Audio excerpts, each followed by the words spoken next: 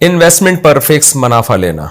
क्या 1 लाख रुपए किसी को देकर हर महीना 10,000 रुपए बतौर नफ़ा ले सकता हूँ? फरमान नसीम दिल्ली से।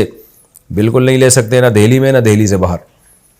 फरमान नसीम साहब, अल्लाह का फरमान है कि सूद जो है ना इस्लाम में जायज़ नहीं है। अब आपने दे दिया और फिक्स अमाउंट लेना शुरू कर दिया, ये जायज़ नहीं है। इन्वेस्टमेंट पे आप प्रॉफिट हासिल करना चाहते हैं तो उसका तरीका यही है कि आप ये तय करें कि भाई तू मेरे इन्वेस्टमेंट पे जितना कमाएगा, जितना मेरी इन्वेस्टमेंट पे आप कमाएंगे उसमें से इतने परसेंट मुझे देंगे, इतने परसेंट आप रखेंगे। तो परसेंटेज के हिसाब से इसको डिवाइड किया जा सकता है।